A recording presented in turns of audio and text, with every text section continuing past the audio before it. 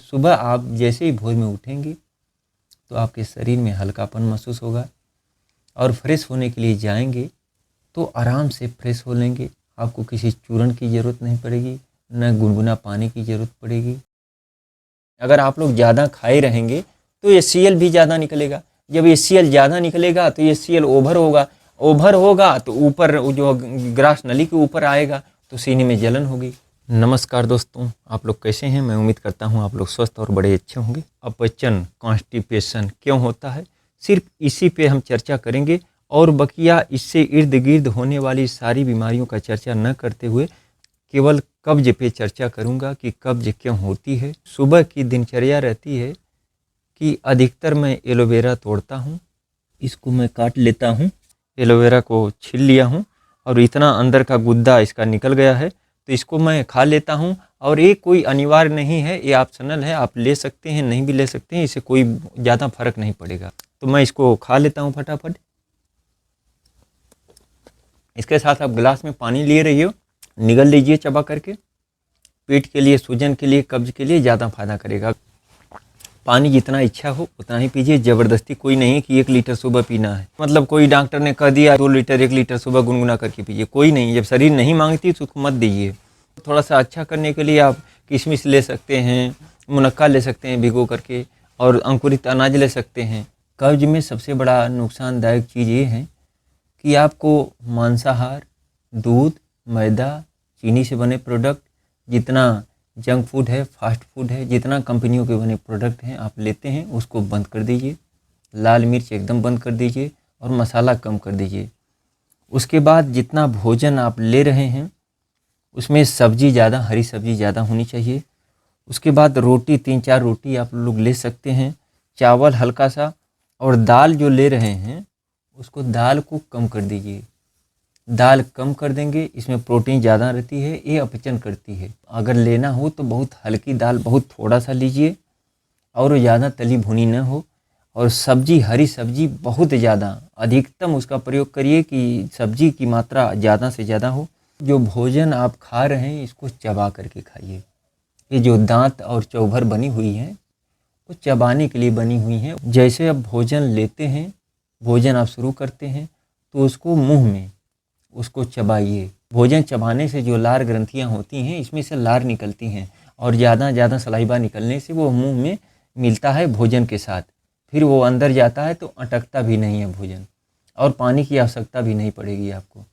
तो आप ज़्यादा प्रयास करिए, भोजन चबा करके खाइए। जैसे आप लोग चबा के खाना शुरू कर देंगे उसमें जितना अधिक से अधिक सलाइबा जाएगा, लार ग्रंथियों का जो रस जाएगा उसमें भोजन में मिल करके अंदर जाएगा पेट में, वो जो है भोजन को पचाने में काफ़ी मदद करेगा। ये बात मेन मुख्य है। पहली बात ये है, आपको ये ध्यान रखना है कि भोजन आप खाइए, जो भी खाइए शाकाहार, वो चबा करके खाइए। लार ग्रंथियों से वो रस मिल नहीं पाएगा उसमें, तो भोजन सूखा जाएगा और सलाइबा मिक्स नहीं हो पाएगा, और चबाएंगे भी नहीं तो भोजन वो कड़ा टाइप में रहेगा, मतलब वो गुथाई नहीं होगी, उसकी अच्छी तरह से पिसाई नहीं होगी, तो खड़ा जाएगा तो आपको अटकेगा भोजन, तो प्यास लगेगी। भोजन करते वक्त और भोजन के 1 घंटे बाद तक पानी नहीं पीना है। अगर भोजन करते वक्त आप पानी पीते हैं तो आपका पानी वो जहर बन जाएगा, वो भोजन को सही से पचाएगा नहीं। आप भोजन ले लिए, अंदर निगल लिए, पेट में आपका भोजन चला गया, तो उसके 1 घंटे बाद तक आपको पानी नहीं पीना है। और जैसे 1-1.5 घंटे बीतेगा उसके बाद शरीर आपको खुद ही पानी मांगेगी। जैसे आप सलाइबा के साथ भोजन करेंगे, अंदर पेट में जाएगा, तो शरीर कभी 1 घंटे के पहले या 10-5 मिनट भोजन करने के उपरांत या भोजन करते वक्त शरीर कभी भी आपको पानी नहीं मांगेगी। पानी वो कतई शरीर मांग ही नहीं सकती। किसी विषम परिस्थिति में वो पानी मांग सकती है, वो रेयर केस में ऐसा होता है। खाना खाने के 1-1.5 घंटे बाद शरीर आपको खुद ही पानी मांगेगी, प्यास लगेगी, तो आपको जितना प्यास लगे उतना ही पानी पीजिए, और दिन भर में जितना प्यास लगती है उतना ही पीना है, ओवर पानी नहीं पीना है। अधिकांश हरी सब्जी आप लीजिए, हल्का सा दाल ले लीजिए। अगर ज़्यादा समस्या है कब्ज की तो दाल बंद कर दीजिए, केवल 2 दिन बंद करके देख लीजिए। अगर ये प्रक्रिया से आप सही नहीं होते हैं तो अपना छोड़ दीजिएगा। क्यों हम क्या टैबलेट थोड़ी लेने के लिए बता रहे हैं कि हाँ 1000 रुपया 500 रुपया फीस दे करके आप जो इलाज कराइए, और वो भी देंगे, तीसरे दिन बुला लेंगे कि 3 दिन बाद आइएगा फिर दिखा लीजिएगा, और उससे हम महंगी दे देंगे। तो आप जा करके डॉक्टरों के पास जाएंगे, ऐसे डॉक्टरों के पास जैसे मान लीजिए आप एक कांटा भरी रास्ता है उस पर जा रहे हैं तो आपको कांटा चुभेगा, तो आप डॉक्टरों के पास जाएंगे, वो केवल टैबलेट देंगे। अरे जिस रास्ते पे आप चल रहे हैं, जिस रास्ते पे कांटा है उसको छोड़ दीजिए, कब्ज बन नहीं करेगी, डॉक्टर के पास जाना नहीं पड़ेगा। तो एलोपैथ वाले क्या करते हैं, उस कांटे का इलाज नहीं करेंगे कि वो कांटा हटाइए अपने रास्ते से, उस कांटे को न हटाते हुए जो कांटा आपका चुभ गया है उसका इलाज करेंगे। तो उसका इलाज ठीक होगा, फिर आएंगे वो दवा देंगे, तो फिर आप उस कांटे वाली रास्ते पे चलेंगे, फिर आपकी कब्ज बनेगी। तो जो दिनचर्या में जो गलत खान पान है उसको हटाइए, मांसाहार हटाइए, दूध बिल्कुल बंद कर दीजिए, मैदा चीनी से बनी जो भी प्रोडक्ट है इसको बंद कर दीजिए, और भोजन में हरी साग सब्जी ज़्यादा लीजिए, दाल थोड़ा सा लीजिए। उसके बाद भी अगर गैस बन रही है तो दाल बिल्कुल हटा दीजिए। अरे आपको खाना इतना सा, आपका पेट है, इसमें आप कितना भरेंगे? आप प्रयास करिए ज़्यादा से ज़्यादा हरी सब्जी लीजिए, 3-4 रोटी ले लेंगे, चावल ले लेंगे। आपको 1-1.5 घंटे बाद फिर थोड़ा सा पानी पीना है, जितना प्यास लगी। इतना ही बड़ा आपका पेट है ना, अरे इतना आपका जो है भर जाएगा, थोड़ा सा उसमें HCl भी निकलेगा, तो जो है भोजन पचाने वाला रस अंदर स्टोमक से, पेट से निकलता है, HCl भी उसमें मिश्रण होना चाहिए ना। अब पूरा इसको पूरा भर देंगे तो फिर मिक्स कहाँ होगा, भोजन मिक्स नहीं हो पाएगा। तो आपका जो है थोड़ा सा जो भोजन कर रहे हैं उससे हल्का सा 1-2 रोटी कम कर दीजिए, ताकि जो है HCl निकले उसमें से, और पूरा अंदर से उसमें भोजन आपका जो पेट में मिक्स हो। इस तरह से भोजन आपका पेट में मिक्स होता है।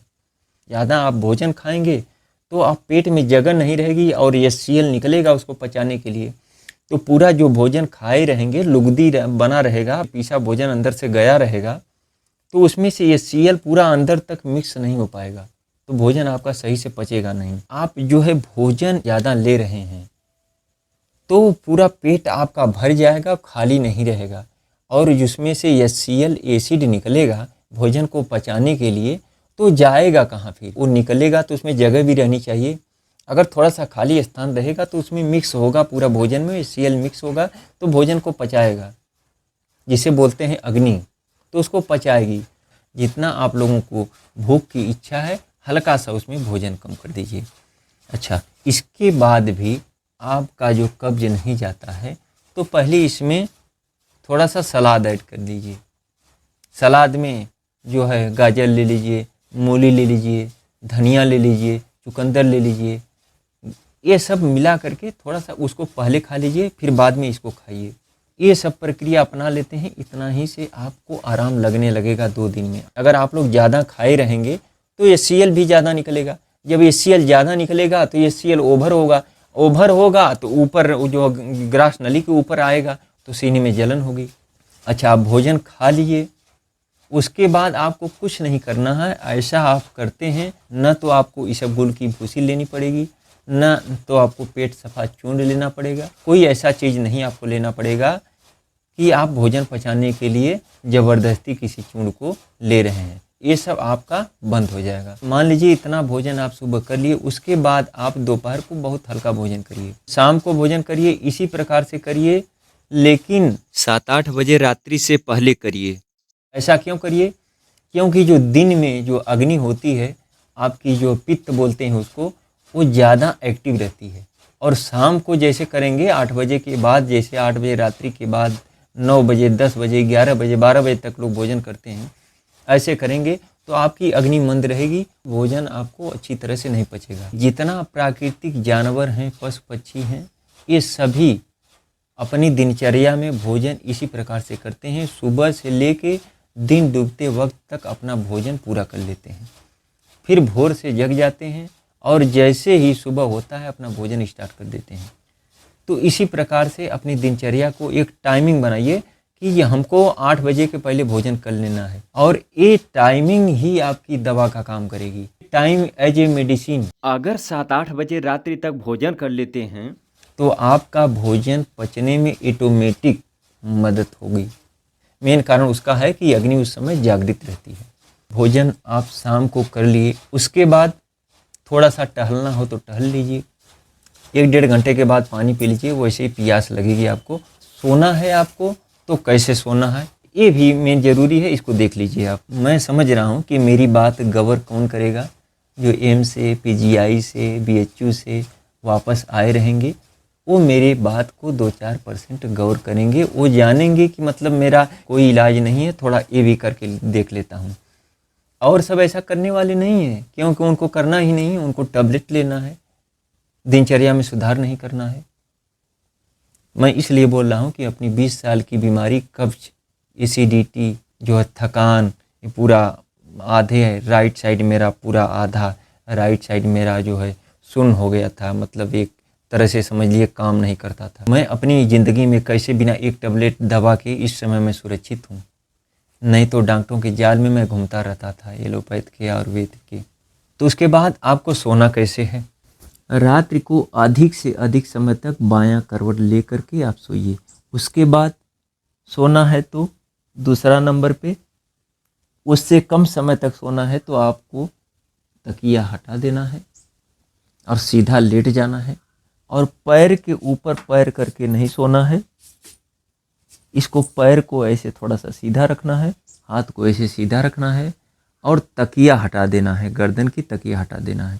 आपको तकिया हटा देने से निद्रा इतना अच्छी आएगी, गहरी निद्रा आएगी, स्वप्न कम आएगा। आप स्वप्न में भी सोते हैं तो आपकी शरीर आराम कहाँ कर रही है, तब भी तो भागा दौड़ कर रही है।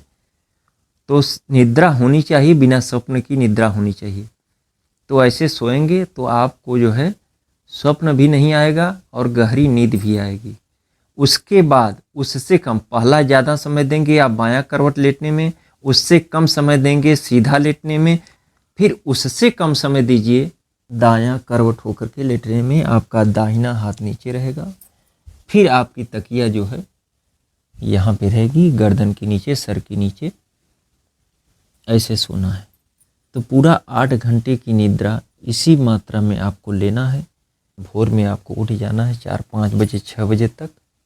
आपको ज़्यादा लेट तक नहीं सोना है, कि नहीं है कि 7-8 बजे तक, 9 बजे तक आप सोएं।